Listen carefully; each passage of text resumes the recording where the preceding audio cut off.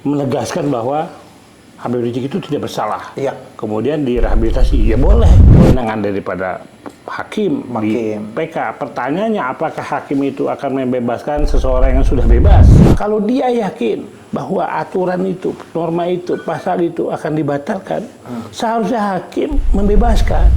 Walaupun orang yang sudah bebas, tapi meminta kepada Majelis Hakim PK, Mahkamah Agung, untuk menyatakan Habib Rizik itu bebas dari putusan.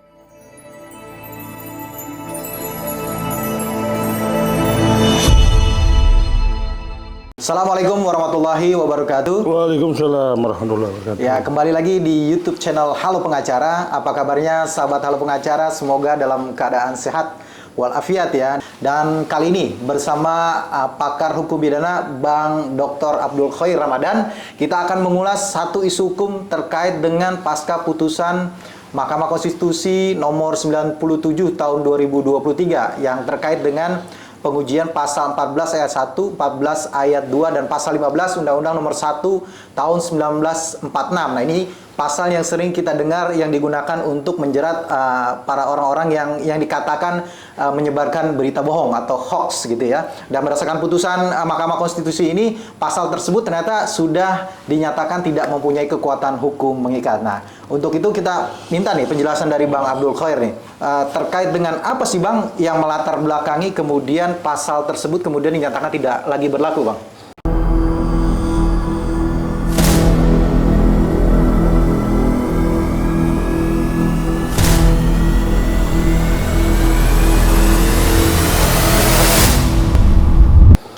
Ya, pasal itu tidak relevan lagi untuk masa sekarang. Kenapa dikatakan demikian? Pasal aku diterbitkan, tepatnya Undang-Undang nomor 196, itu kan Republik baru berdiri. Pada saat yang bersamaan pemberontakan itu banyak. Orang-orang yang berafiliasi dengan kepentingan penjajah juga banyak. Iya. Ya, di sini kita tahu bahwa PRRI, Permesta, dan lain-lain sebagainya kan, yang ingin melemahkan Republik yang baru berdiri.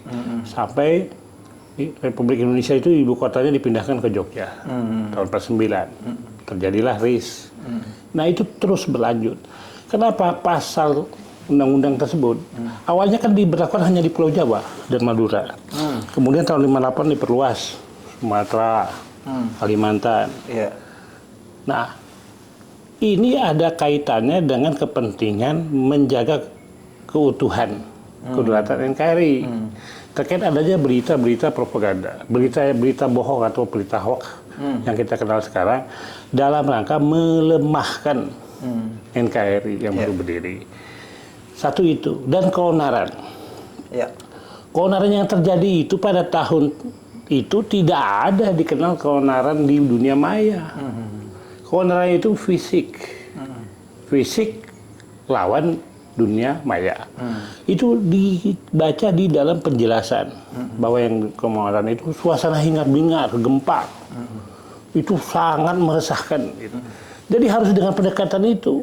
Nah, kenapa contoh dalam kasus Habib Rizik. Jadi kan Habib Rizik kriminalisasi. Kriminalisasi dalam pengertian diada-adakan bahasanya. Menurut saya itu diada-adakan untuk diterapkan kepada Habib Rizik. Jadi pasal itu tidak semestinya diterapkan kepada Habib Rizik. Tapi karena kepentingan tertentu, Habib Rizik menghadapi pasal itu. Dikenakanlah dengan pendekatan keonaran di dunia maya. Keonaran di dunia maya itu kan bincang-bincang, perdebatan, hal yang biasa juga. Tapi bukan itu yang dimasukkan. Keonaran itu nyata. Adanya hingar-bingar, gempar di masyarakat. Dan itu meluas, tidak hanya satu lokal, satu tempat. Karena yang dimasukkan undang-undang itu benar-benar meluas, masif, dan menggemparkan. Sehingga menimbulkan suatu tindakan perbuatan yang anarkis. Nah, ini kan tidak ada sebenarnya. Kalau mengacu kepada perkara Habib Rizik. Nah, kemudian KUHP nasional sudah menasah membatalkan juga pasal 14, pasal 15 di KUHP yang baru. Ya. Itu udah tidak ada, yang sebentar lagi berlaku. Ya. Baik Bang, berarti kan ada, menurut Abang ada 3 nih alasannya ya. Yang pertama dari segi masa, itu tidak sesuai lagi ya.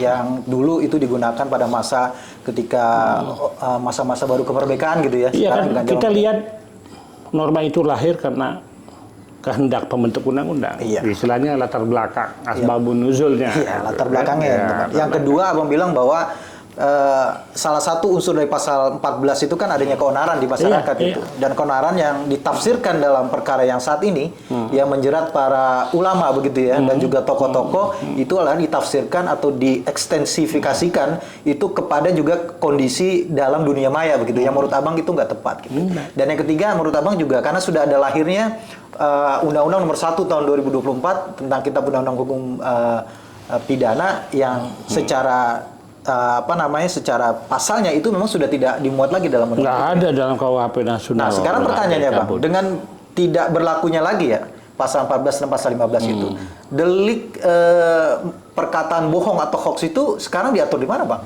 Ya kalau perkataan bohong mengacu undang-undang itu tidak ada lagi. Oke. Tapi kalau perkataan bohong yang menunjuk kepada hate speech, ujaran kebencian itu di dalam undang-undang informasi transaksi elektronik ada misalkan di pasal 28. Ya. Jadi bukan hanya kebohongannya, ujaran kebenciannya itu, permusuhannya itu yang jadi acuan.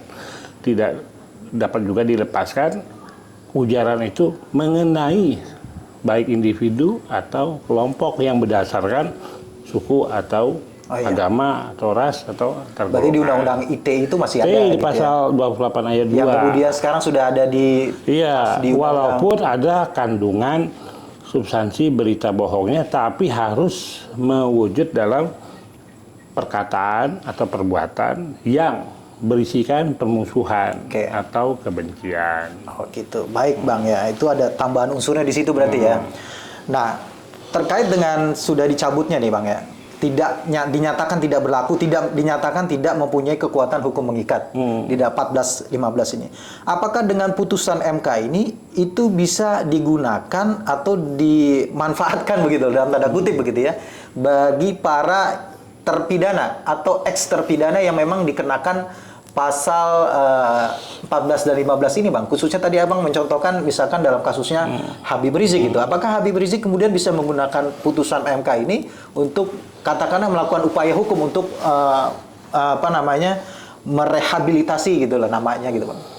Ya kita ketahui kalau untuk Habib Rizik kan sudah diputus, sudah menjalani hukuman, sudah inkrah ya kan, hukumannya putusannya sudah inkrah, sudah menjalani hukuman dan PB, pembebasan bersyarat. Jadi tidak ada relevansinya lagi, tidak ada urgensinya lagi untuk membawa perkara Akwo kepada peninjauan kembali di Mahkamah Agung. Relevansi dan urgensinya sudah nggak ada, sudah kehilangan objeknya. Tapi boleh tidak dalam hal untuk menegaskan bahwa Habib Rizik itu tidak bersalah. Kemudian direhabilitasi, ya boleh. Boleh dong ya. Tidak ada larangan. Setiap perbuatan yang tidak ada larangannya kembali kepada hukumnya itu asasnya boleh ubah. Kan nggak ada larangan. Ya, artinya secara umum kita katakan bahwa putusan MK itu bisa saja digunakan. Bisa saja putusan. Tapi kalau untuk dikabulkan atau tidaknya? Kewenangan daripada hakim di PK. Pertanyaannya apakah hakim itu akan membebaskan seseorang yang sudah bebas? Karena itu pertanyaannya. Bisa dijawab nggak Pak kira-kira? ini kan ya orang sudah bebas dimintakan peninjauan kembali agar dibebaskan. Pada perkara aku kan orang ini sudah bebas, Habib Rizik sudah bebas. Nah itu mungkin tidak. Kalau menurut hukumnya begini, ketika seseorang diproses pidana belum diputus, katakan intinya dalam pemeriksaan di muka persidangan, hakim mengetahui bahwa undang-undang Akwo sudah ada RUU-nya dan akan diputuskan oleh DPR menjadi undang-undang.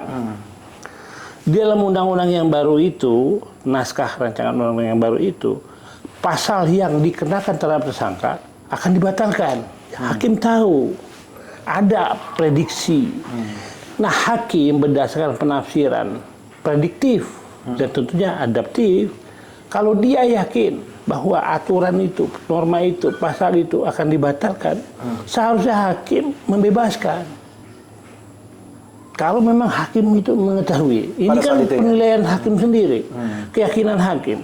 Dan keyakinan hakim itu adalah ranah pembuktian, selain berdasarkan fakta yang terungkap di persidangan dengan minimal 2 alat bukti, tetapi ada keyakinan hakim. Nah itu bisa hakim membatalkan kalau prediksinya undang-undang itu akan sebentar lagi diterbitkan membatalkan undang-undang pasal ada undang-undang yang menjadi dakwaan tuntutan penuntut umum. Abang ingin mengatakan bahwa seharusnya pada saat itu hakim itu harus bisa memprediksi gitu ya bahwa ketentuan yang digunakan untuk mempidana seseorang ini akan dinyatakan tidak berlaku atau tidak dimasukkan lagi dalam jangka waktu yang tidak terlalu lama. Kalau Habib Rizik memang agak terlalu lama.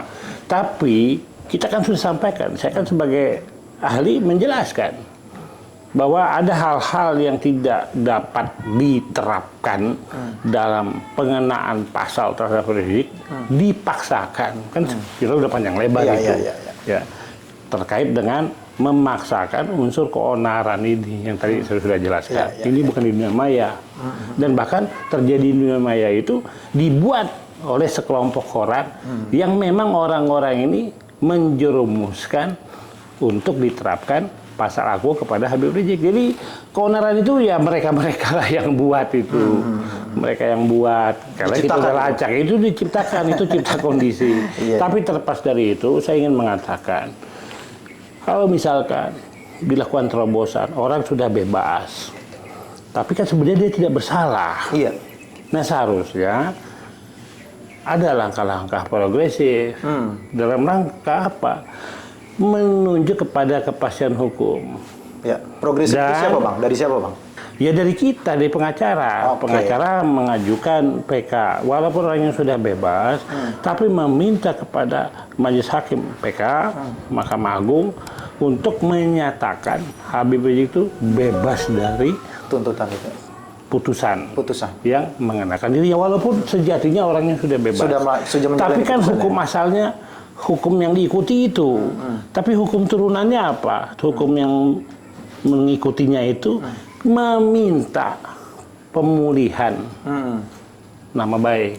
Nah itu intinya. Kalau udah bebas ya sejatinya sudah bebas. Tapi kan turunannya, hukum yang mengikutinya, istilahnya petitum turunannya meminta dilakukan rehabilitasi. Yang itu yang perlunya. Kalau yang pembebasannya sepertinya karena sudah menjalani pidana begitu. Itu pembebasannya udah dilakukan. Permintaan petitum kepada Mahkamah Agung peninjauan kembali agar dipulihkan, direhabilitasi. Tentu orang direhabilitasi harus diputus bebas, kan logikanya seperti itu. Mau tidak mau meminta rehabilitasi harus meminta bebas. Persoalannya orangnya sudah bebas. Dapat tidak dilakukan permintaan itu? Menurut saya sah, boleh, karena tidak ada larangan. Jadi kalau tidak ada larangan, azasnya kebolehan. Jadi wajib, sunnah, mubah. Mubah boleh nggak? Boleh, sepanjang tidak larangan boleh. Itu dalilnya. Di hukum pidana, hukum apapun itu. Artinya berarti kesimpulannya sih sebenarnya boleh-boleh saja. Boleh. Dan itu mungkin abang mengatakan adalah bagian daripada terobosan hukum gitu ya. Ya dalam pengertian ini dalam rangka menciptakan, mewujudkan kepastian hukum yang adil. Kepastian hukum yang adil. Baik. Itu yang menjadi itu satu tarikan nafas tuh. Kepastian hukum yang adil. Kepastian hukumnya. Tidak dapat dipisahkan, tapi keadilan dan kepastian dapat dibedakan, tapi tidak dapat dipisahkan, ibarat dua sisi mata yang sama. Ya, baik Bang Dokter. Jadi pemirsa ya yang tadi sudah mendapatkan penjelasan bahwa putusan dari Mahkamah Konstitusi nomor 97 tahun 2023 ini bisa saja, boleh saja digunakan bagi mungkin yang pada saat sebelumnya ini sebelum dinyatakan tidak berlaku ini mengalami dipidana dengan pasal tersebut. Jadi bisa digunakan dan bisa diajukan salah satunya melalui terobosan upaya peninjauan kembali ke Mahkamah Agung. Nah, itu nanti pengacara sampai ke pengacaranya siapa? Pengacaranya. Yang saya omongin ini diformulasikan dalam untuk bentuk gitu ya. Permohonan PK. Bukan meminta bebas. Tapi pintu masuknya meminta bebas. Esensinya adalah rehabilitasi pemulihan nama baik. Ya, itu esensinya ya. Jadi Habib Rizik, kalau ada putusan yang kita maksudkan, dia orang bebas, dia tidak pernah bersalah, tidak pernah dipidana, dituntut Ya. oleh pengadilan. Dia di mata hukum tidak ada masalah secara hukum. Gitu. Siap. Makasih Bang Dokter atas penjelasannya. Terima kasih juga sahabat Halo Pengacara yang sudah menyaksikan video ini sampai dengan selesai. Jangan lupa dukung terus Halo Pengacara, subscribe dan nyalakan loncengnya. Terima kasih. Salam Halo Pengacara. Assalamualaikum warahmatullahi wabarakatuh. Selamat.